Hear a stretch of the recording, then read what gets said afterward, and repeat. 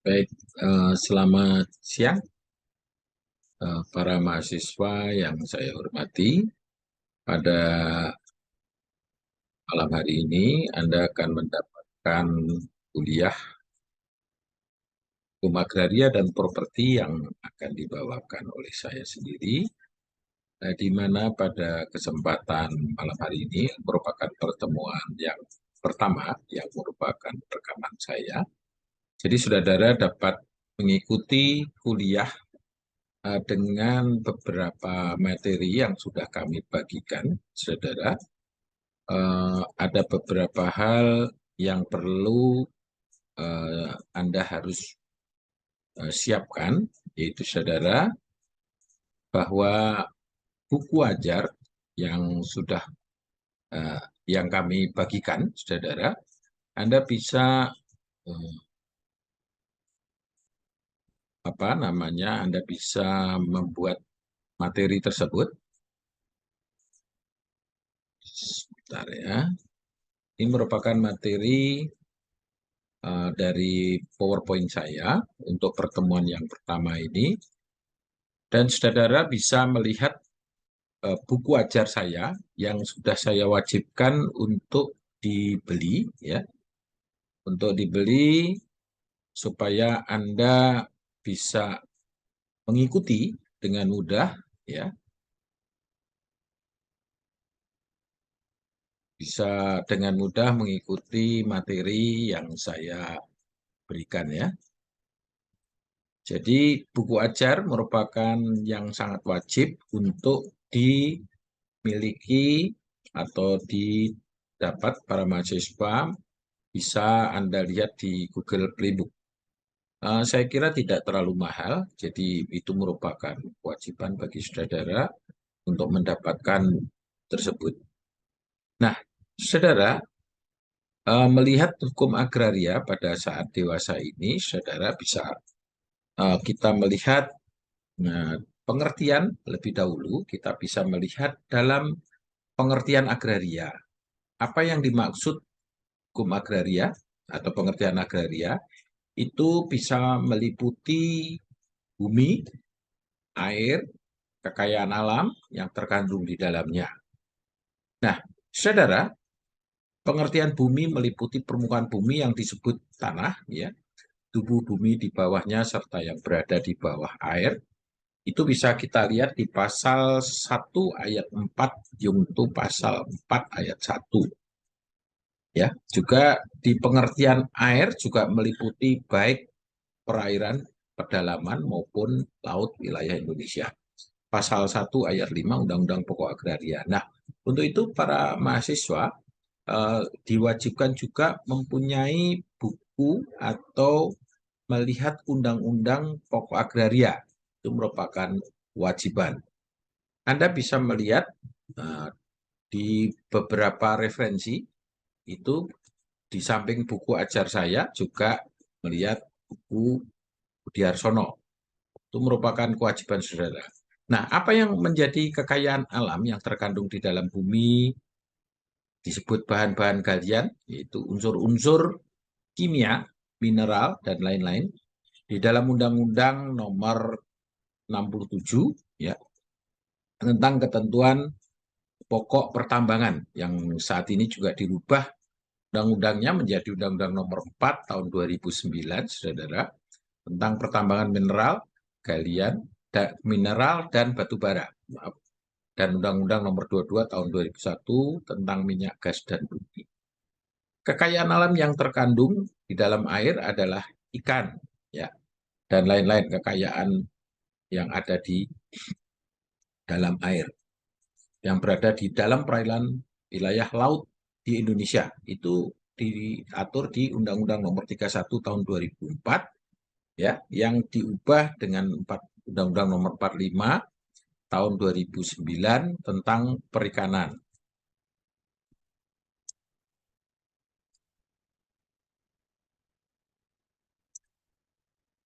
Nah, di kita melihat juga di Undang-Undang Pokok Agraria pasal 1 angka 1 pengertian agraria di Undang-Undang Pokok Agraria, hakikatnya sama dengan pengertian ruang, sama dengan Undang-Undang Nomor 26 Tahun 2007. Di dalam pasal 1 angka 1 Undang-Undang Nomor 26 Tahun 2007, ruang adalah wadah yang meliputi ruang darat, ruang laut, ruang udara, termasuk ruang di dalam bumi sebagai satu kesatuan wilayah tempat manusia dan makhluk lain hidup, melakukan kegiatan, dan memelihara kelangsungan hidupnya. Saudara-saudara, kita juga melihat selanjutnya adalah dalam penetapan MPR, ya saudara, itu nomor 9 tahun 2001, tanggal 9 November 2001, tentang pembaruan agraria dan pengelolaan sumber daya alam, dinyatakan bahwa sumber daya agraria atau sumber daya alam meliputi bumi, air, ruang angkasa, dan kekayaan alam yang terkandung di dalamnya sebagai rahmat Tuhan Yang Maha Esa sebagai bangsa Indonesia merupakan kekayaan nasional yang wajib disyukuri. Itu kira-kira yang menurut tetapan MPR. Dan bumi ruang angkasa tersebut merupakan kekayaan alam yang terkandung di dalamnya. Itu sudah dicakup di dalam Undang-Undang Pokok Agraria. Dalam pengertian agraria sebagaimana dinyatakan dalam TAP MPR 9 nomor 2001 di atas. Saudara, kita juga melihat hukum agraria merupakan suatu kelompok yang berbagai bidang hukum masing-masing mengatur hak penguasaan atas sumber-sumber daya alam yang termasuk pengertian agraria. Saudara, apa yang termasuk dalam pengertian agraria? Itu adalah kelompok tersebut terdiri atas hukum tanah, ya saudara, hukum air, hukum pertambangan, hukum perikanan, hukum penguasaan atas tenaga dan unsur-unsur dalam ruang angkasa, tetapi bukan space law, ya. Nah, kita melihat dalam arti luas atau dalam arti sempit dulu ya, kita melihat. Nah,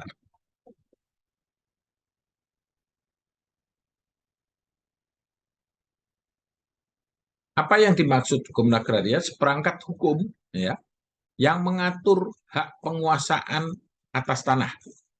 Nah, dalam arti luas ya, dia seperangkat hukum yang mengatur hak penguasaan atas sumber alam. Nah, objeknya apa, saudara? Nah, objeknya kita melihat kalau dalam arti sempit adalah hak penguasaan atas tanah.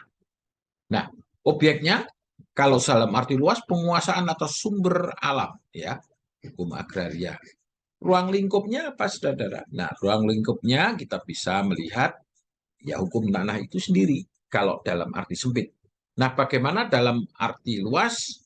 Dalam arti luas termasuk juga yaitu adalah hukum tanah, ya, hukum air, hukum perikanan, ya, dan hukum kehutanan, hukum atas tenaga dan ruang, unsur-unsur dalam ruang angkasa, tetapi tidak termasuk space law, ya, saudara, ya. Kita melihat di dalam pasal 4 dinyatakan bahwa atas dasar hak menguasai dari negara ditentukan adanya macam-macam hak atas permukaan bumi yang disebut tanah yang dapat diberikan kepada dan dipunyai oleh orang-orang. Nah, dengan demikian jelaslah bahwa tanah dalam pengertian yuridis adalah permukaan bumi di alam ayat 1. Nah, sedang hak atas tanah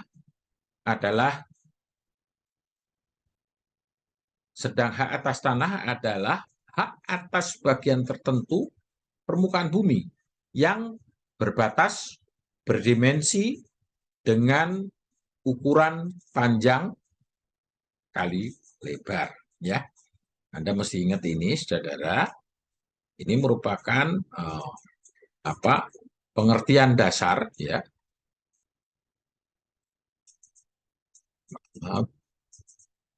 Selanjutnya, kita melihat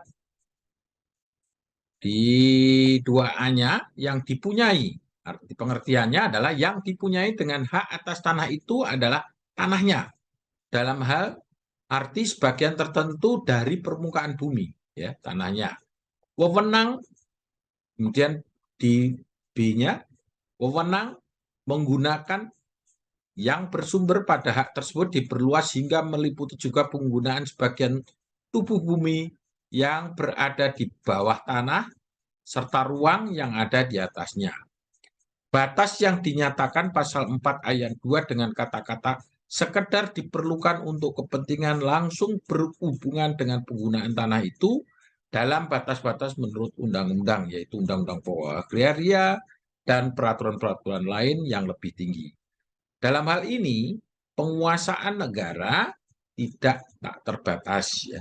Jadi kalau saudara menemukan misalnya tambang ataupun sesuatu benda purbakala di atas tanah milik Anda sendiri, berarti itu bukan milik Anda, tetapi merupakan dikuasai oleh pemerintah. Ya, kita melihat di pasal ini. Nah, berikutnya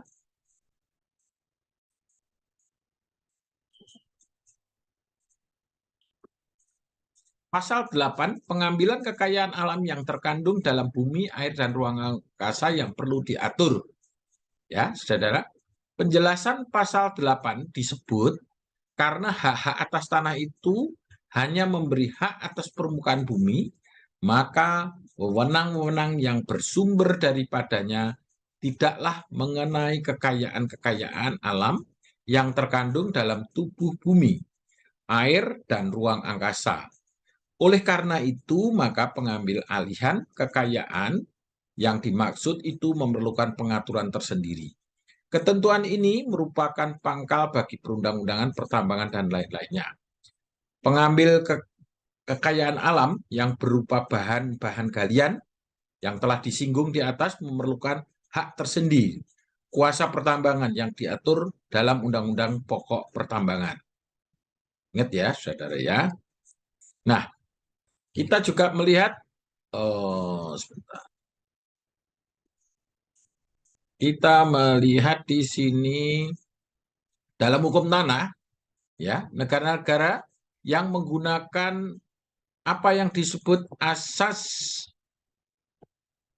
asesi atau asas pelekatan, ya, bangunan dan tanaman yang ada di atas, yang merupakan satu kesatuan dan tanah merupakan bagian dari tanah yang bersangkutan.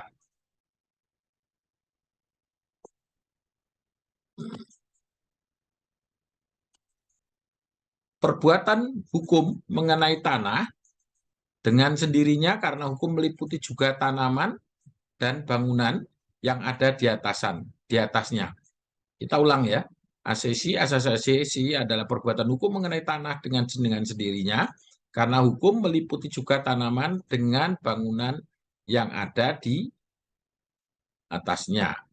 Hukum tanah yang menggunakan asas hukum adat yang disebut asas pemisahan horizontal dalam bahasa Belanda disebut horizontal shading, ya. Bangunan dan tanaman bukan merupakan bagian dari tanah, ya, bukan merupakan bagian dari tanah. Jadi bisa berbeda, horizontal, ya, tanah dan bangunan pemiliknya berbeda dengan pemilik tanahnya. Bangunannya boleh milik orang lain, tapi tanah juga miliknya, ya. Bangunannya boleh milik orang lain. Merupakan bagian juga tanaman-tanaman bisa milik orang lain. Maka hak atas tanah tidak dengan sendirinya meliputi pemilikan bangunan dan tanaman di atasnya. Jadi, saudara mesti melihat ada pemisahan horizontal, ya, di kepemilikan, ya. Jangan langsung dilihat, oh ini kepemilikan menjadi satu. Kalau berdasarkan hukum adat, pemisahan horizontal ada. Jadi tanah, bangunan berbeda dengan tanahnya itu sendiri. Tanah dan pohonan yang ada di atasnya bisa milik orang lain, tetapi tanahnya sendiri tidak memiliki atas tanah dan tanaman di atasnya. Yang berikutnya adalah perbuatan hukum yang dilakukan bisa meliputi tanahnya saja, saudara, atau hanya meliputi bangunan dan atau tanaman saja yang kemudian dibongkar atau disebut di bahasa Jawa adol bedol, atau tetap berada di atas tanah yang bersangkutan atau adol ngebergi, ya, menempati, menguasai, ya. Perbuatan hukum, ya, hukumnya bisa juga meliputi tanah berikut bangunan atau tanaman keras yang ada di atasnya. Saudara, tanaman keras Anda lihat itu misalnya kopi, kemudian tanaman-tanaman yang berjangka panjang yang mempunyai unsur ekonomi yang tinggi, ya, kopi, coklat misalnya begitu, ya. Pohon duren itu juga yang mempunyai jangka panjang. Palawija itu, ya. Yang ada di atasnya adalah hal mana yang dimaksudkan wajib secara tegas dinyatakan untuk itu, ya. Saudara, kita melihat di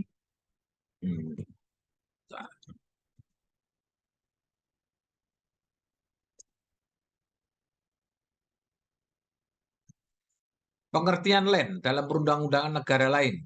Kita melihat, ya, saudara, di Malaysia ada di National Land Code Malaysia tahun 65 pasal 5 pengertian tanah disebut land meliputi include that surface of the earth and all substance forming the surface, the earth below the surface and all substances therein, all vegetation and natural products, whether or not requiring the periodical application of labor to their production, yeah, and whether on or below the surface. All things attached to the earth are permanently fastened to anything attached to the earth, whether on or below the surface, and low covered by water. Ini akan menjadi bagian tugas saudara pada pertemuan yang pertama dan kedua ini tentang pengertian land menurut hukum Malaysia, dan nanti yang di belakang ini adalah Singapura. Anda bisa melihat bagaimana menurut hukum Singapura dan menurut hukum Malaysia. Di Land Title Act Singapura tahun 93, chapter 4, ya, pasal 4, pengertian land didefinisikan sebagai the surface of any defined parcel of the earth and all substance thereunder, and so much of the column of air above the surface as is reasonably necessary for the proprietor's use and enjoyment, and include any estate or interest in a land or vegetation growing thereon and structure affixed thereon, any parcel of an airspace or subterranean piece held apart from the surface of the land as shown in an approved plan, subject to any provision to the contrary. The proprietorship of land include natural right to the air, light, water, support, and the right and access to any highway on which the land about. Ini merupakan pengertian land untuk di Singapura. Nanti saudara akan mendapatkan tugas tentang bagaimana pengertian land untuk di Malaysia dan di Singapura untuk tugas saudara. Nah, kita melihat di berikutnya, saudara, sebentar.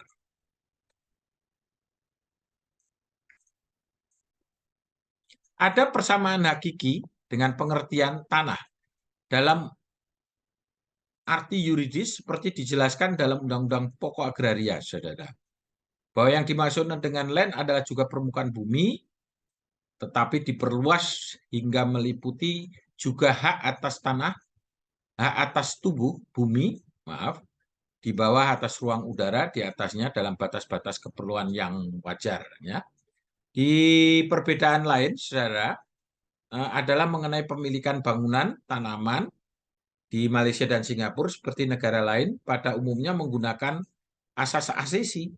Ada perbedaan juga mengenai pemilikan kekayaan alam dalam tubuh bumi di bawah yang dihaki. Ya, ketentuan hukumnya berbagai negara tidak sama, berbeda-beda. Ya, nanti Anda akan melihat perbedaannya, dan ini merupakan bagian yang tidak terpisahkan kalau nanti saudara akan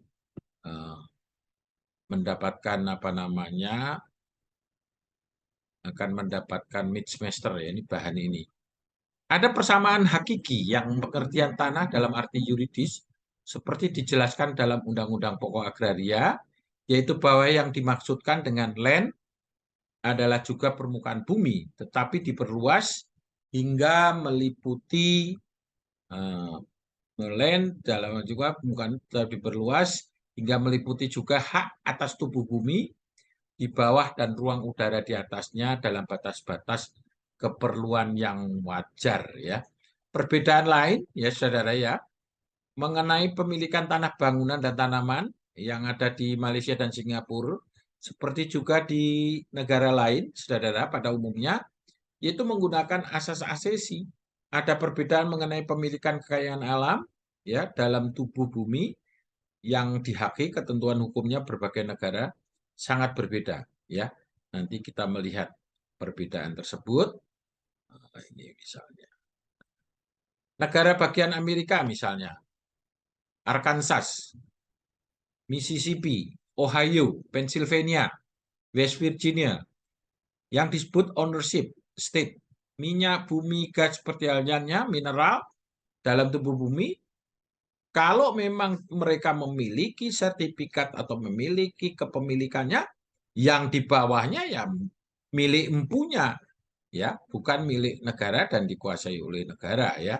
Berbeda prinsip-prinsip.